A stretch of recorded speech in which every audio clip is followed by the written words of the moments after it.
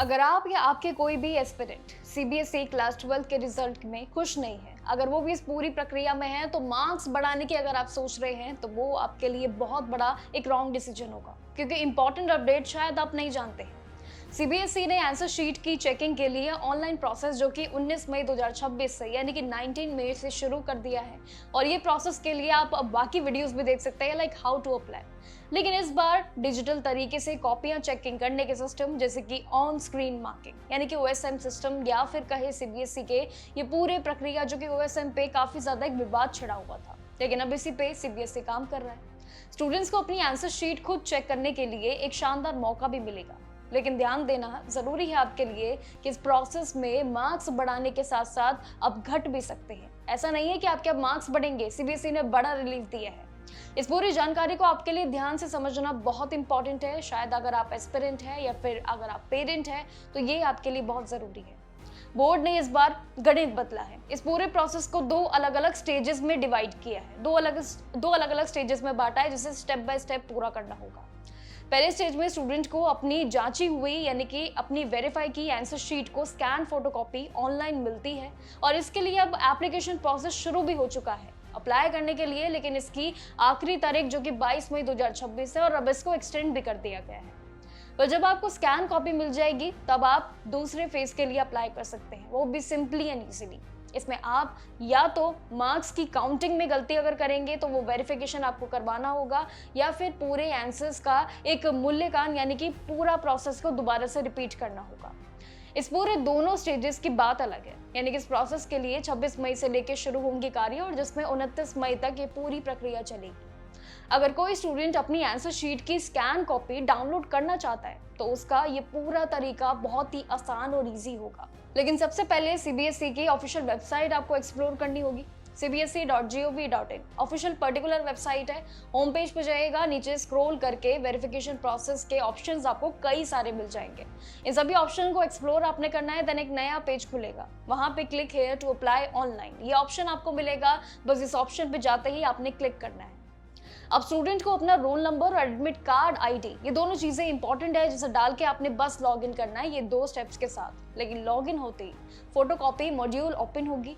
वहां पे left side में जब आप जाएंगे तो मेन्यू के फोटोकॉपी ऑप्शन पे क्लिक करिएगा और जिन जिन सब्जेक्ट्स की आपकी लिस्ट है उनको स्कैन करके कॉपी आप जिसकी आपको चाहिए वो भी सिलेक्ट आप कर सकते हैं और कंफर्मेशन सब्जेक्ट पे बस क्लिक कर देना है फाइनल सबमिशन के लिए। इसके बाद बोर्ड द्वारा दी गई जितनी भी डेट्स है जो तय की गई हैं वो ऑनलाइन जमा करनी होंगी, लेकिन फीस सबमिट होने के बाद एप्लीकेशन स्टेटस चेक कराना बिल्कुल मत भूलिएगा। एंड डाउनलोड आंसर्स बुक को भी क्लिक करना, जो कि पीडीएफ फॉर्मेट में डाउनलोड होगा, वो एक आपके लिए फ्यूचर रेफरेंस के लिए काफी बड़ा सेव डॉक्यूमेंट होगा। इस बार बोर्ड ने बहुत ही बड़ा और एक अच्छा फैसला भी लिया है। वेरिफिकेशन और री इवैल्यूएशन की फीस को पहले से ज्यादा कम यानी कि रिड्यूस कर दिया है। इसके साथ ही स्कूल एजुकेशन अगर देखें, संजय कुमार ने इस मीटिंग में जरूर बताया है कि अगर री इवैल्यूएशन के बाद स्टूडेंट का एक नंबर भी अगर बढ़ जाता है यानी कि अगर वो प्लस में आ जाता है तो बोर्ड इस प्रोसेस की पूरी फीस स्टूडेंट को वापस कर देगा। लेकिन ये उन स्टूडेंट्स के लिए एक बड़ी एडवाइस है, यानी कि बड़ी राहत भी है जो फीस के डर से अप्लाई नहीं कर पाते थे।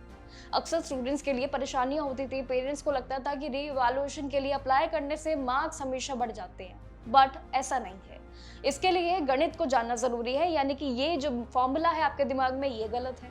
सीबीएसई के एग्जाम कंट्रोलर इसमें भारद्वाज ने जरूर इस पे अपनी राय दी है। अगर हमारे एक्सपर्ट यानी कि पैनल कॉपी चेक करते हैं तो वहां पे कोई भी गलती नहीं मिलती है तो उसे सुधारा भी जा सकता है, ऐसी उनकी राय है। लेकिन अगर गलती सुधारने से स्टूडेंट्स के मार्क्स बढ़ रहे होंगे तो बिल्कुल बढ़ाए जाएंगे, लेकिन इसके लिए नियम भी अलग है। लेकिन इसमें अगर गलती सुधारने के चक्कर में स्टूडेंट के नंबर पहले से अगर कम बैठते हैं तो इसके लिए एक और चीज है, यानी कि मार्क्स कम भी कर सकते हैं सीबीएसई। इसलिए पूरे प्रोसेस को जानना समझना बहुत इंपॉर्टेंट है। कॉन्फिडेंस होके आप अप्लाई करिएगा, क्योंकि कल से शुरुआत हो चुकी है इस पूरी प्रोसेस की। आपको बता दो कि सीबीएसई क्लास 12 के रिजल्ट भी जो कि 13 मई 2026 को जारी किए गए थे, ये 12वें रिजल्ट के अब इसके बाद री इवैल्यूएशन हाई अलर्ट पे है। परसेंटेज पिछली बार 88.39% रहा, जिसे घटाकर इस बार 85% कुछ रहा, और इसीलिए इस बार लगभग करीब 90 लाख से ज्यादा कॉपियां डिजिटल यानी कि ऑन स्क्रीन मार्किंग सिस्टम से चेक हुई थी। लेकिन जबकि सिर्फ इसमें 13,000 कॉपियां ही मैनुअल तरीके से चेक हुई है, जो बोर्ड ने सफाई भी दी है। लेकिन इस पे पेरेंट्स और साथ ही स्टूडेंट्स यकीन नहीं मान रहे। उन्हें लगता है कि ये एक डिजिटली हमारे एक सिस्टम की गलती है, जिस वजह से हमारे नंबर कम आया और जिस वजह से OSM आज भी बड़े विवाद में है।